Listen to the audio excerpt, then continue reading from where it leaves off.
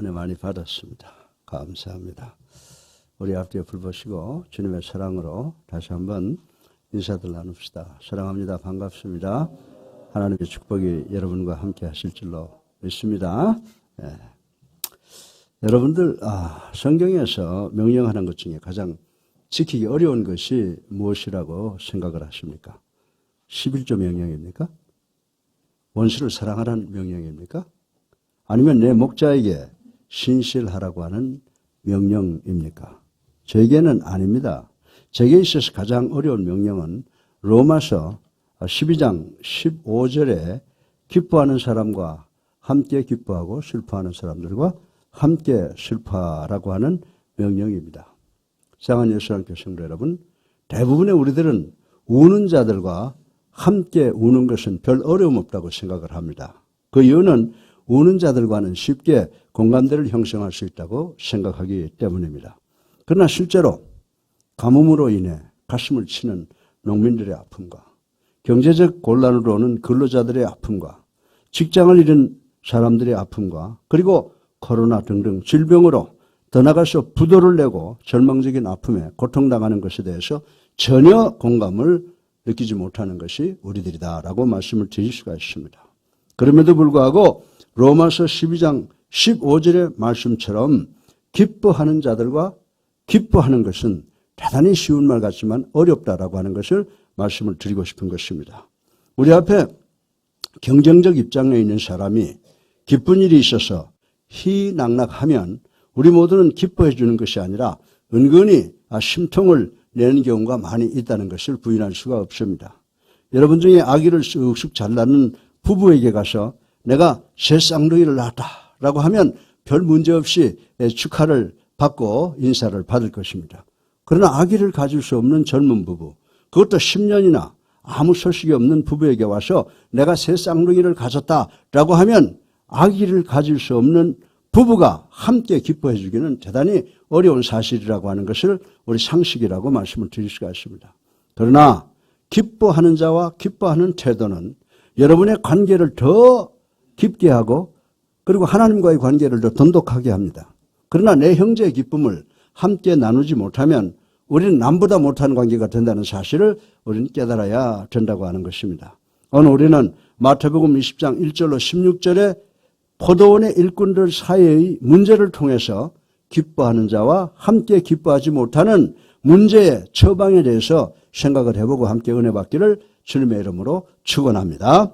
그런데 본문에 앞서 마태복음 19장 16절로 22절의 내용을 보면 불공정한 비교의 문제를 논하고 있음을 우리는 볼 수가 있습니다.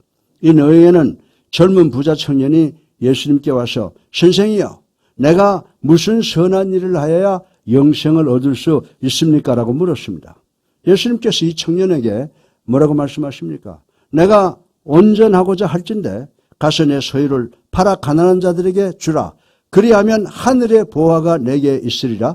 그리고 와서 나를 쫓아라. 라고 말씀하신 말씀이 기록되어 있습니다. 이 말을 들은 부자 청년은 재물이 많음으로 이 말씀을 듣고 근심하여 갔다라고 하는 말씀이 기록되어 있습니다. 그런데 예수 그리스도의 수제자인 베드로가 예수님과 이 부자 청년의 대화를 엿듣고 자기 자신을 이 부자 청년과 비교하게 되는 모습을 우리는 여기에서 볼 수가 있습니다. 27절에 보면 베드로는 예수님께 우리는 모든 것을 다 버리고 주를 쫓아 싸우니 우리가 얻을 것이 무엇입니까? 라고 묻는 모습을 우리는 여기서 볼 수가 있다라고 하는 것입니다. 이 질문의 의도는 선생님, 나는 선생님의 말씀에 순종하여 나는 내 직업을 버렸고 내 가족을 버렸고 내 자신의 평안함과 행복까지도 버리고 당신을 따랐으니 내가 얻을 것이 무엇입니까? 라고 물었다라고 하는 것입니다. 그때 예수님께서 마태복음 19장 29절을 통해서 뭐라고 말씀하십니까? 또 나를 위해 집이나 형제나 자매나 부모나 자식이나 전터를 버린 자마다 여러 배를 받고 또 영생을 상속하리라 라고 칭찬해 주었습니다. 그러나 30절을 통해서 뭐라고 말씀하십니까? 지금 앞서도 나중에 뒤떨어지고 지금은 뒤떨어져도 나중에 앞설 사람이 많을 것이다 라고 베드로에게 권면하면서 경고해 주신 말씀을 우리는 읽어볼 수가 있다라고 하는 것입니다. 여기서 우리는 중요한 문제 하나를 인식할 수가 있습니다. 공정하지 못한 비교는 시기, 질투, 불만, 불평을 갖게 하고 결국은 관계가 끊어지는 경우가 될 수 있다는 사실을 우리는 인식을 해야 된다라고 하는 것입니다. 만약에 여러분이 가정에서, 직장에서, 사업장에서 여러분 자신을 남과 비교하기를 고집한다면 이는 필연적으로 여러분을 불평과 불만족하게 만들게 된다는 것입니다. 사랑하는 성도 여러분, 여러분은 여러분의 소유에 대해서 만족하지 못할 것입니다. 여러분의 불만족스러운 태도는 여러분 주변 사람으로부터 여러분에게 실증나게 해서 여러분을 주변 사람들로부터 격리시켜서 여러분을 고독한 사람으로 만들 수 있다는 사실을 우리는 명심해야 된다라고 하는 것입니다. 경쟁적인 두 소설가가 있었답니다. 그런데 한 사람이 쓴 소설이 히트를 치게 되게 되었으므로 다른 경쟁자 소설가로부터 축하를 받게 되었습니다. 그 사람이 내가 지금 막 당신의 소설을 읽는 것을 끝냈어. 그 소설 대단한 작품이었어. 누가 그것을 써줬습니까? 라고 물었다고 하는 것입니다.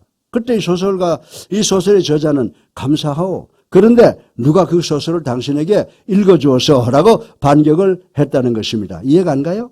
이 정도 코믹한 말은 머리가 좋은 사람이나 알아들을 수 있을 거예요. 예. 근데 성경은 뭐라고 말하고 있느냐? 갈라디아서 5장 26절에 헛된 영광을 구하여 서로 노엽게 하거나 서로 투기하지 말지니라고 말씀을 하고 있습니다. 우리는 공정하지 못한 비교를 우리 삶의 여러 가지 부분에서 볼 수 있다고 성경은 우리들에게 가르쳐 주고 있습니다. 여러분은 신세적 생김새에 대해서도 마찬가지입니다. 백설공주의 스토리에 보면 요술 거울이 마귀왕에게 당신이 제일 이쁘다라고 할 때는 자기 자신에게 완벽하게 만족을 했으나 어느 날 요술 거울이 마귀 여왕에게 당신보다 백설공주가 더 이쁘다라고 하면서부터 무서운 문제가 생기기 시작하는 것을 볼 수가 있습니다. 이 말을 듣는 마귀 여왕은 불타오르는 시기와 질투를 억제하지 못하고 분노로 인해서 백설공주를 죽이려고 했다고 하는 사실을 우린 잘 알고 있는 것입니다. 그런데 요즘 대기업에서는 월급이 보완 상황입니다. 왜냐하면 자기와 같은 급수에 있는 사람이 자기보다 더 월급을 받는다든지 더 좋은 혜택을 받고 있다는 사실을 안 순간부터 불평하게 하기 때문이라고 하는 것입니다. 그리고 서로 간에 경쟁과 경계가 생기기 시작하기 때문이라고 하는 것입니다. 사랑하는 성도 여러분, 마태복음 20장 20절부터 21절에 보면요. 그때에 세베대의 아들의 어머니가 그 아들을 데리고 예수께 와서 절하며 무엇을 구하니 예수께서 이르시되 무엇을 원하느냐 이르되 나의 두 아들을 주의 나라에서 하나는 주의 우편에 하나는 주의 좌편에 앉게 하소서라고 했다는 거예요. 요즘 말로 말하면 학부형이 주님께 와서 청탁을 했다는 것입니다. 그런데 24절에 보니까 다른 제자들이 이 청탁을 들었다고 하는 말씀이 기록되어 있습니다. 여러분들 같이 한번 읽어보십시다. 시작. 열제자가 듣고 그 두 형제에 대하여 분이 여기거나 아멘. 문제가 여기서 생기는 것입니다. 얼마 전에 저는 시골에서 가정에서 교회 개척을 하는 목사님을 만난 적이 있습니다. 저는 하나님께서는 조그마한 한두 사람 모인 가정사역도 수만 명이 모인 큰 교회 사역도 모두 귀하게 사용하신다고 믿습니다. 그런데 이분은 하나님께서는 오직 가정사역만 귀하게 여기시고 큰 교회는 재정적 문제 등등 남녀간의 문제 등등 여러 가지 문제가 많다고 보신다고 믿는 대형 교회를 비판적으로 보는 분이시라고 하는 것을 제가 알았습니다. 더 나가서 대형교회 목자들은요, 자기가 유명해지면 이단이 될 가능성이 높다고 아주 비난을 했습니다. 그런데 이 목사님과의 마지막 대화쯤 돼서 이 목사님이 무심코 이런 말을 하는 걸 들었습니다. 목사님, 나는 무슨 대형교회에 아무개 목사님을 만날 수 있다면 그분에게 교회 성장에 대해서 지도를 받고 싶습니다. 라고 하는 이야기를 제가 들었습니다. 그 순간 저는 이분을 처음 만났을 때는 이분이 이런 생각을 갖고 있는지 전혀 눈치를 채지 못했습니다. 그러나 불공정한 비교는 불만족을 드러내고 시기 질투를 만들어내고 결국은 자신을 고독하게 만들고 마는 경우가 된다라고 하는 것입니다. 마태복음 20장 1절로 16절 이하에 보면 포도원 일꾼을 부르고 보상하는 것을 통해서 예수님께서 불공평적 보상의 비유를 말씀하셨는데 이 비유를 간단히 본론으로 생각해보고 넘어가려고 합니다. 전 여러분 모두가 이 말씀 속에서 서로 다른 계약을 보시길 바랍니다. 본문 1절부터 2절의 말씀에는 포도원 주인과 첫 번째 품꾼들과는 분명히 하루 품삯을 한 데나리온에 계약한 것을 볼 수가 있습니다. 한 데나리온은 그 당시 하루 임금이었다고 하는 것 우리 잘 알고 있습니다. 하루 10만 원으로 가정을 해보면 되겠습니다. 그리고 5절로부터 7절을 보면은 주인은 두 번째와 세 번째 품꾼들과는 계약을 맺지 않고 일이 끝날 때 적당히 주겠으니 나를 믿어라 라고 하는 사건이 기록되어 있는 것을 볼 수가 있습니다. 여러분들 이 5절로 7절의 이 상황은 절대로 이상한 말씀이 아닙니다. 이스라엘의 포도 추수는 우기가 시작되기 전에 끝내야 되는데 가끔 비가 와서 좋은 수확을 망치는 경우가 종종 있기 때문입니다. 그래서 이 주인은 하루 종일 한 사람의 인부라도 더 채용하여 어떠하든지 추수를 끝내겠다고 결단을 한 것입니다. 그런데 문제는 그 하루가 끝났을 때 포도원 주인은 모든 일꾼들에게 일당을 똑같이 주었는데 문제가 생기게 되는 것입니다. 다시 말해서 8절로 9절에 보면 두 번째, 세 번째 일꾼들은 1시간 일하고 10만 원을 받았다는 것입니다. 이들은 주인의 자비에 대해서 감사하다고 하고 모두가 돌아갔을 것이다 라고 생각을 해볼 수가 있습니다. 우리 주님은요, 모든 것을 각계 동일하게만 제한하시거나 적용하시는 분이 아니시라는 사실을 우리는 알아야 됩니다. 주님은 어떤 분이라고요? 주님은 은혜롭고 자비롭습니다. 주님은 우리 모두가 상상하는 것을 초월해서 축복 주시기를 좋아하시는 분이시다라고 하는 것을 우리는 알아야 되는 줄로 믿으시기를 주님의 이름으로 축원합니다. 우리가 주님을 믿고 의지하면 하나님의 선하심은 언제나 우리가 받을 수 있는 것보다 더 많이 더 넘치게 주시는 분이시라고 성경은 누누이 설명을 하고 있습니다. 마태복음 27장 38절 이하에 보면요, 예수 그리스도의 십자가 옆에서 구원받은 강도의 스토리가 나오죠. 거기 두 강도가 예수님 옆에 달려 있었습니다. 둘 중에 한 강도는 11시에 즉 오후 5시에 예수님을 그리스도로 살아계신 하나님의 아들로 믿었는데 이 강도는 나면서부터 예수를 믿는 사람들과 똑같은 영생복락을 받게 되었다라고 하는 것입니다.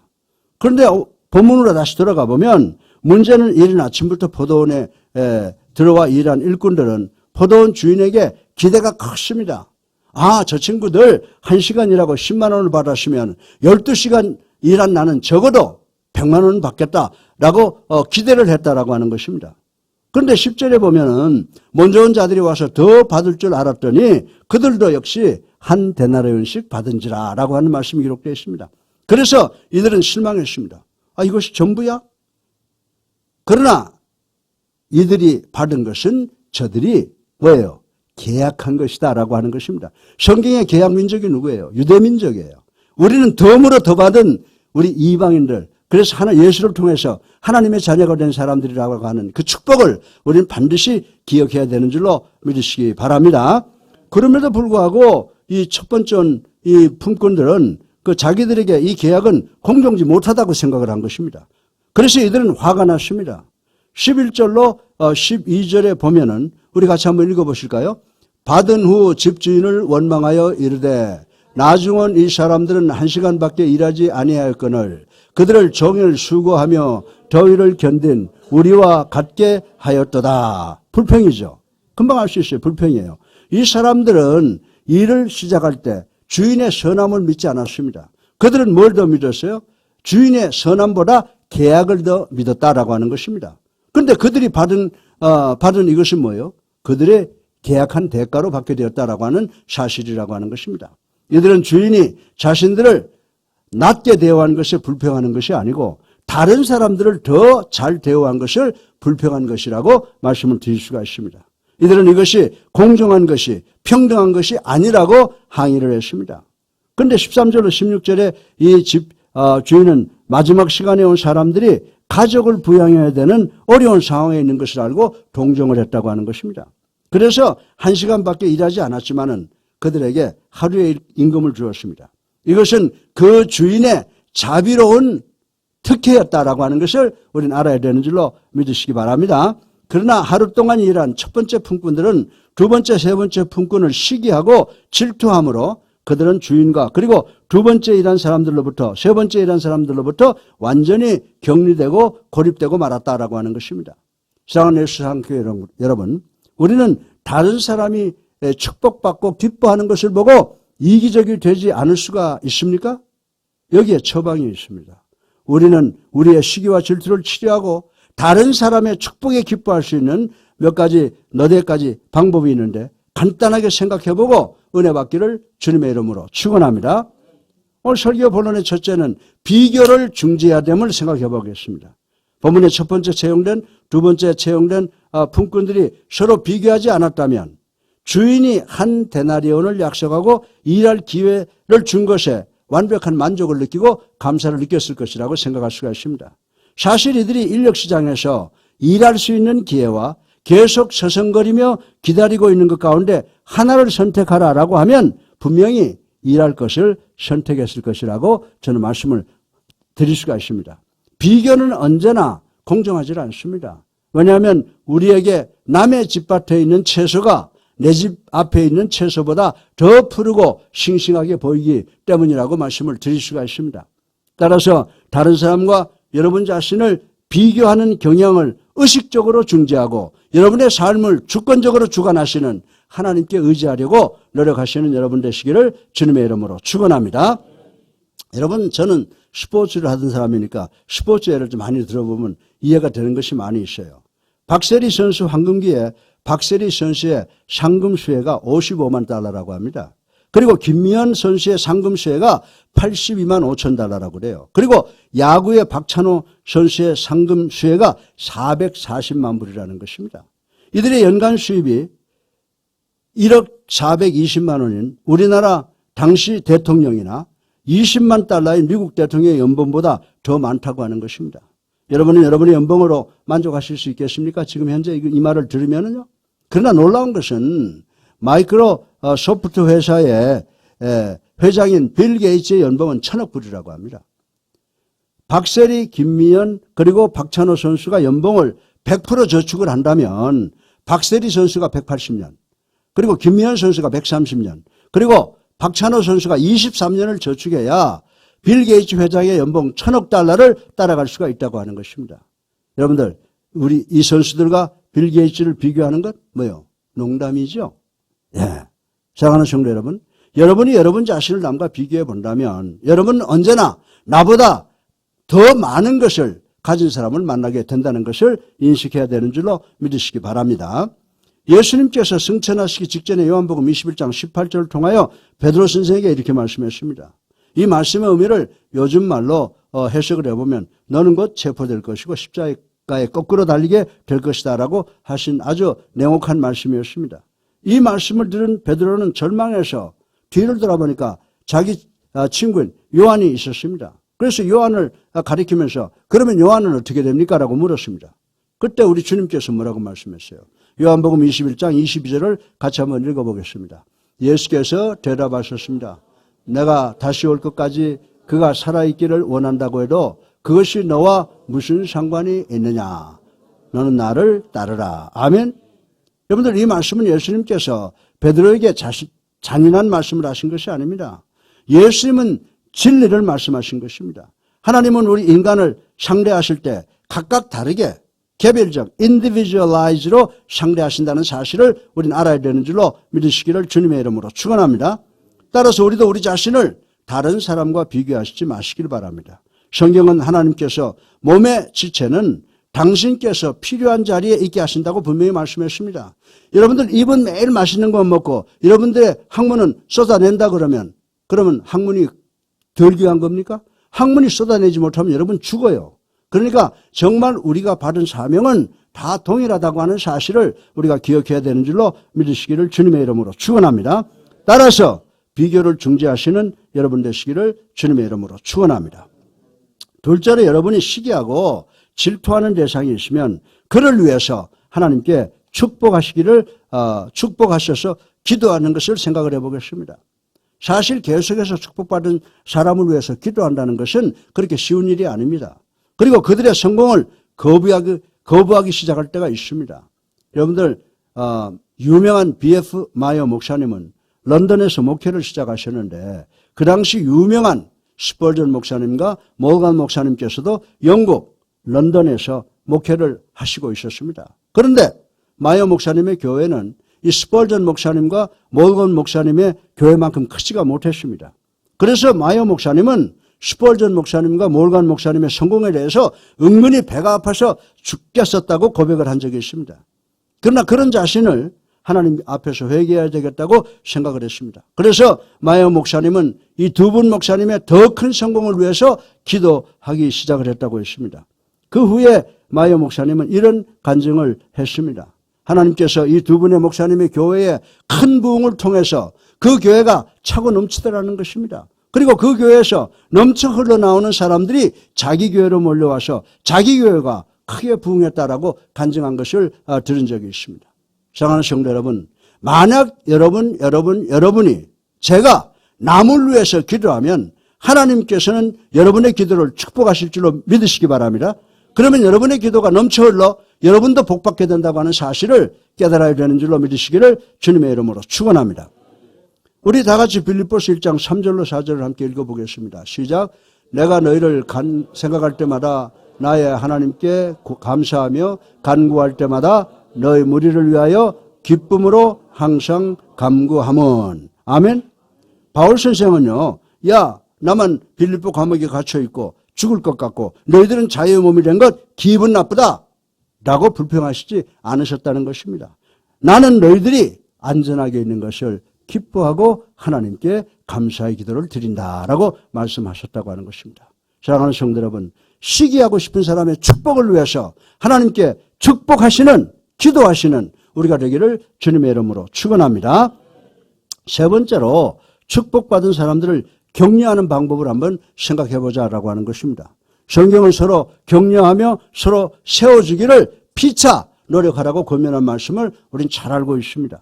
예. 시기와 질투는 우리들의 배려를 녹슬게 합니다. 시기와 질투는 인격을 파괴시킵니다. 시기와 질투는 친구를 멀게 합니다. 그러나 격려는 친구와 친구 사이에 다리가 된다라고 하는 것입니다. 친구와 친구의 관계를 더 돈독하게 한다라고 하는 것입니다.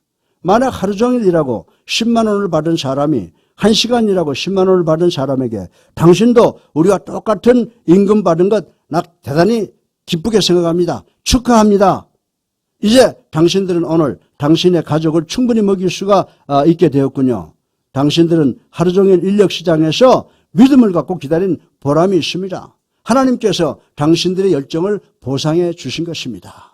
자, 우리 식당에 가서 국밥 한 그릇씩 합시다. 내가 쏘겠습니다. 라고 했다면 이 태도는 우정의 다리가 되었을 것이라고 믿을 수가 있는 것입니다. 그러나 시기와 질투하는 사람은 사람들을 내 주변에서 다 떠나가게 합니다. 여러분에게 작은 비밀을 하나 제가 말씀을 드리겠습니다. 하나님의 축복을 많이 받은 사람도 격려가 필요한 줄로 믿으시기 바랍니다. 그러나 여러분들은 축복을 많이 받은 사람들은 우리와 같은 사람들의 위로나 격려 따위는 필요 없는 것으로 생각하는 오류를 범할 때가 대단히 자주 있다고 하는 것입니다. 어쩌면 축복받았다고 하는 사람들이 여러분들의 더 많은 격려와 위로가 필요한 줄 모른다고 저는 생각을 합니다. 왜냐하면 그들도 긴장되는 정말 계속되는 긴장과 압력과 비난과 놀림과 조롱을 받고 있기 때문인 것입니다. 이들은 가끔 자기들과 함께 하나님의 선하심을 기뻐해 줄 사람을 찾고 있다는 사실을 우리는 알아야 되는 줄로 믿으시기 바랍니다. 링컨 대통령이요, 극장에서 암살을 당했는데 그의 주머니에 신문에서 잘라낸 조그만 쪽지 하나가 있었는데 그 쪽지를 얼마나 보고 또 보았는지 낡아서 너덜거리는 것이었다고 신문에 나타났습니다. 이 쪽지는 영국의 어느 정치평론가가 신문에 링컨 대통령의 남북전쟁의 결단을 칭찬을 했고 미국 역사상 링컨 대통령이 가장 훌륭한 대통령이 될 것이라고 예견하는 글이었다고 했습니다. 링컨 대통령은 그 부분을 잘라내서 자기 주머니에 넣고 다니면서 힘들고 어려울 때마다 슬플 때마다 그 신문 쪽지를 꺼내서 읽곤 했다는 것입니다. 그리고 나를 지지해 주는 사람이 있다는 사실에 위로와 격려를 받았다라고 하는 고백이 거기 써져 있는 것을 많은 사람들이 읽게 됐습니다. 사랑하는 성도 여러분, 그렇다고 해서 저에게 너무 또 많은 위로와 격려의 편지를 보내지 마시기 바랍니다. 여러분은 저는 별종이 돼서 이런 아픔을 느끼지 않는다고 생각하시죠? 우리 다 같이 히브리서 3장 13절을 한번 읽어보겠습니다. 시작. 오직 오늘이라 걷는 동안에 매일 피차 권면하여 너희 중에 누구든지 죄의 유혹으로 완고하게 되지 않도록 하라. 아멘. 저도 똑같이 필요하다는 겁니다. 여러분이 위로가 필요한 것만큼 나도 위로가 필요합니다. 내 가슴에 정말로 많은 못이 박혀 있지만은 그래도 주님의 위로로 여기까지 왔다고 저는 여러분들에게 말씀을 드릴 수가 있습니다. 제가 미국 생활 한 10년 하면서 참 좋은 경험을 많이 했는데요. 제가 미국에 톨리도에 있을 때 톨리도 교회에 부흥회 때 웨인 스미스라는 목사님이 오셔서 집회 인도하실 때 평생 받을 은혜를 다 받았던 것 같아요. 그런데 이 웨인 스미스 목사님은요. 렉싱턴 그리스도의 교회에서 평생을 심무하셨는데 70년부터 80년대 미국에서 가장 큰 그리스도의 교회였다고 하는 것입니다.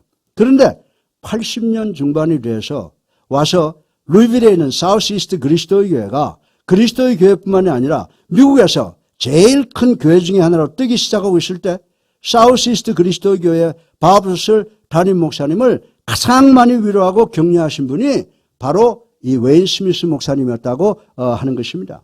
그리고 사우스 이스트 그리스도의 교회가 현재 아마 미국에서 가장 큰 교회당을 가지고 있는데 그 큰 건물을 계획할 때 제일 먼저 지금부터 몇 년 전, 20, 30년 전에 3,000불을 건축원금으로 보내주었다고 하는 것입니다. 그래서 바브러슬 목사님은 어려움이 있을 때마다 늘 이분과 논의했고 또 이분에게 자문을 받았다고 간증하는 것을 제가 직접 들은 적이 있습니다.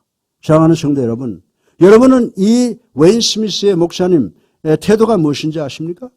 이분의 태도는 바로 예수님을 닮은 인품인 줄로 믿으시기를 주님의 이름으로 축원합니다.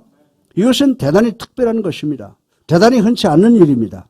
그래서 그 이후에 바브러슬 목사님은 웨인 스미스 목사님을 가장 따르고 존경하는 팬이 되었다고 하는 것입니다. 그리고 웨인 스미스 목사님이 그리스도 교회에서 가장 존경받고 사랑받는 것은 당연한 일이라고 고백을 한 것을 제가 들은 적이 있습니다. 사랑하는 성도 여러분, 이 웨인 스미스 목사님이야말로 기뻐하는 자와 함께 기뻐하고 슬퍼하는 자와 함께 울 줄 아는 분이라고 저는 여러분들에게 자신 있게 말씀을 드릴 수가 있습니다. 사랑하는 성도 여러분, 저는 그 저는 만약에 여러분이 아부를 저에게 한다고 하면 하지도 않겠지만은 한 길로 또 다른 길로 흘려버릴 것입니다. 여러분이 나를 비판하면 못 들은 척하고 참아낼 것입니다. 그러나 여러분의 위로와 격려의 말은 결단코 영원히 잊지 않고 내 마음에 깊이 인식할 것을 저는 확실하게 여러분에게 말씀을 드릴 수가 있습니다. 여러분, 우리 서로 좋은 말 위로하는 우리가 되기를 주님의 이름으로 축원합니다. 넷째로 관계 속으로 들어가는 것을 생각을 해 보겠습니다. 여러분의 마음에 시기와 질투가 고개를 들게 되면 여러분은 스스로 여러분 자신을 격리시키기를 시작하는 상황에 빠져들어가는구나 라고 하는 것을 인식하시기 바랍니다. 침묵으로 시기하고 질투하고 사람들에게 찬 어깨를 주기 시작하면 여러분이 남을 질투하는 그런 상황에 빠져들어가는구나 라고 하시기 바랍니다. 이렇게 되면 반대로 생각하고 반대로 행동하시기 바랍니다. 그 사람에게 가까이 접근을 하시기 바랍니다. 그리고 그분과 좋은 말, 그리고 그분이 승리할 수 있는 방법을 함께 나누시는 여러분 되시기를 주님의 이름으로 축원합니다. 여러분이 상대방에게 접근하면 그 사람의 사정은 당연히 어렵고 그들은 여러분의 지원과 도움이 필요한 것을 알게 됩니다. 그리고 여러분은 여러분의 것을 그들과 함께 나눌 수가 있게 되는 줄로 믿으시기 바랍니다. 여러분들 세계 3대 자동차 경주대회가 있죠. 미국 자동차 경기대회 중에 인디애나 500이라는 대회가 있는데 아주 유명한 대회입니다. 그런데 이 대회 상금이 한 번 하는데 얼마인 줄 아세요? 150만 불의 상금이 붙어 있습니다. 그런데 이 대회에 세 청년이 출전을 했습니다. 그들의 이름은 제프 고든, 데일 제릿, 마크 바튼입니다. 이들은 시합 전날인 금요일 날 밤에 모였습니다. 이들이 모인 이유는 금요일 날 모여서 쓸데없는 말로 맥주 마시기로 시간을 죽이기 위해서가 아니었습니다. 그들은 기도하기 위해서 모였다고 했습니다. 제프 고든이라는 청년은 우리 세 사람은 모두 손에 손을 잡고 기도했습니다. 내가 승리하지 못하면 섭섭한 마음을 갖게 될 것입니다. 그러나 데일 제릿, 마크 바튼, 제프 고든 셋 중에 하나가 승리한다고 해도 우리 모두가 다 기뻐하게 도와주시옵소서라고 기도했다고 하는 간증을 들은 적이 있습니다. 사랑하는 성도 여러분, 하나님께서 여러분을 축복하면 여러분도 기뻐하는 자와 함께 기뻐할 수가 있습니다. 만약에 하나님께서 어떤 사람에게 축복하시고 이들이 그 축복을 여러분과 나누기 원하면 나누도록 하게 하세요. 너무 자존심 때문에 누가 도와준다고 하는데 거절하지 마세요.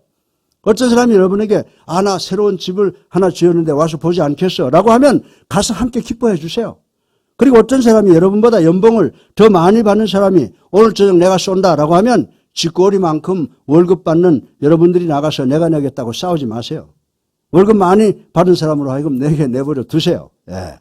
어떤 사람이 새로운 대형 TV 스크린을 마련했다고 초청을 하면 가셔서 영화도 보고 스포츠 프로그램도 보고 뉴스도 즐기세요. 그러나 먼저 초청을 받았는지 한번 확인해 보시기를 바랍니다.